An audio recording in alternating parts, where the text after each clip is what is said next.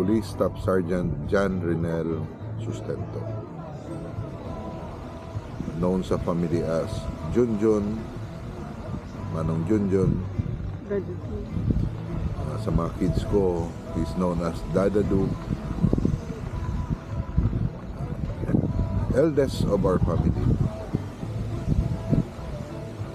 As being the youngest and he is the eldest, ever since hindi kami na permi magbout nga duwa. Halin sing gagmay kami, but kabalo mo ko Japon nga bisan permi kami ga bangi nga duwa nga plangga ako Japon bilang manggod niya.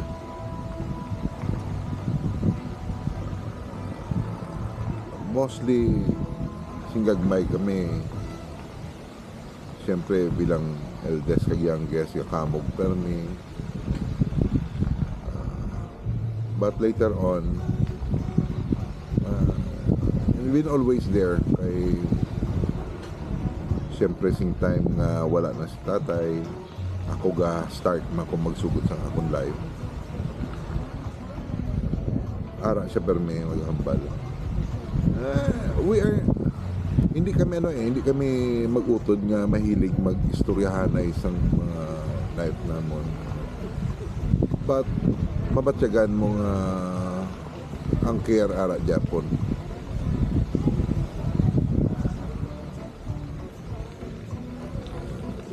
Nag-una, 1998 nagsulod sa police,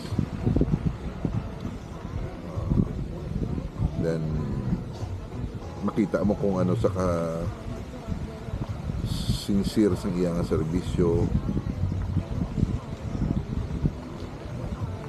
Then later on nabalaan niya nga manughalin ko para mag training sa army. Isa lang yan bali sa akon, hindi kagid magpa-familiarize. So paano hindi ko magpa-familiarize pag about ko to? Nadunduma ko ng hambal niya. Paano ko hindi magpa-familiarize? Wala ko choice, akong class president, so very familiar ko. But anyway, along the way, bisan ato ko sa training, keep in touch kami. Actually iya hindi gina gusto gina mag mag serve kay di ang nurse daw nangin second option niya na lang na. So nadumduman ko one time nga gaano kami ato kami sa 117, nakita yang akon nga sidearm nga puwerte kay ko. Ini siya puwerte ni siya ka tipig sing gamit mo. Ging bungkag yang akon nga Super 38. Ging tinloan. Kag at the same time ang iyaman nga 9mm. Tinloan niya gatinlo kami nga duwasang ano. And then suddenly may tawag nga may hold up na natabo sa unit top. Ganun naman. Hindi ko yun naman imtan. Nakata. Pero ang amon armas ka daw, puro bungkag. Ambal niya malakata. Katoon to. Habang kumano ka to. Anong to sila panghabuyon sa pisas sa aton armaso. Pero siya, anytime kabalo ko nga when duty calls, ara gina siya. And then sing time nga remember ko sing time nga nagbalik siya din abroad, permiso sa balay kay permito siya sa kabataan, gina-check niya hasta nga naglakat ko, abroad ko, usually kung siya ang check permi sa mga bata. Especially sing wala pa siya ma-reinstate. But lately permi kami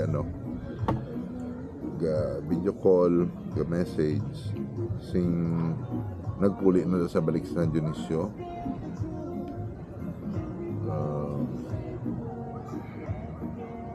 Samtang ara sa San Dionisio gina-check yung kabataan. Kung may mga sakit ng kabataan, mabalaan niya may mga sakit na kung isa maagin siya anytime. Kag ma-check sa ila kung kamusta ang sitwasyon sa mga bata. Then wala, may mga plans na kami. Plano kami nga tani next month, this April, Malbo, mabakal kami duta dila somewhere sa mga sa Pilisa, boundary sang Bago. May plano namon mabutang kami sang gamay nga negosyo. Amon ay pang pang mag-retire siya, tukan niya hasta nga magpuli ko. Kag isa pa na sang ginahandom niya man, mag-retire siya kuno for a year siya anay. Malibot siya, mamotor lang siya, try niya libuton ng Pilipinas, isa na sa mga handom. Pero inatanan nga handom, imposible na matabok. Bangod nga nag-una siya, initanan actually siguro dugay na ning ginabatay, gigitago niya lang sa amon tanan. Kapa-unfair ng bala kay basic may nahimo pa man kami para sa iya. Pero gintago niya for the reason siguro nga hindi na siya gusto mang burden pa sa pamilya. Ang usually, ang permi lang nagasod sa ulo ko subong, ano ay ang iyang reaction sa pag-atake sa iya. Siguro ga hambas sa mind niya, amo na ni ang ginahulat ko.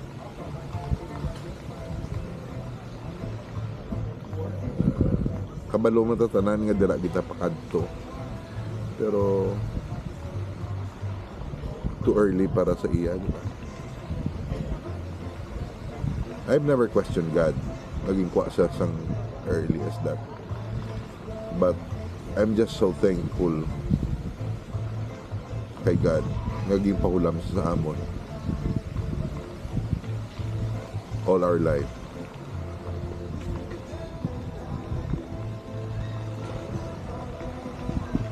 Na ara siya para mag-guide sa amon nga mga manghod niya.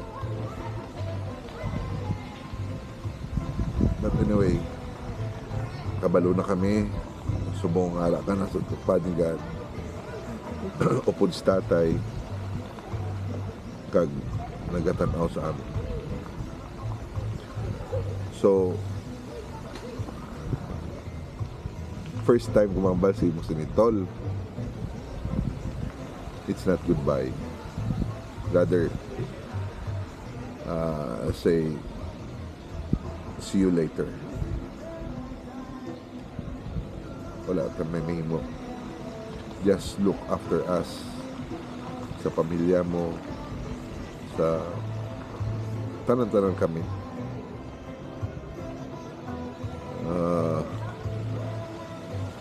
Kabalo ko,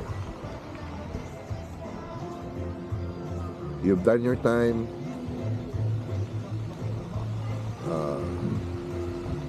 I hope nga happy ka nga magtabok sa piyak na kinabuhi.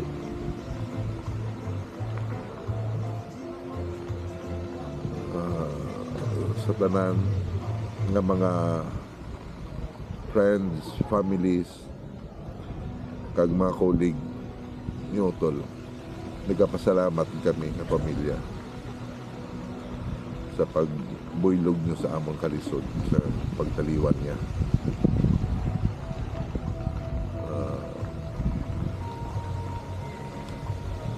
So, Police Staff Sergeant John Renel Sustento, may one last na pisalo. Take care.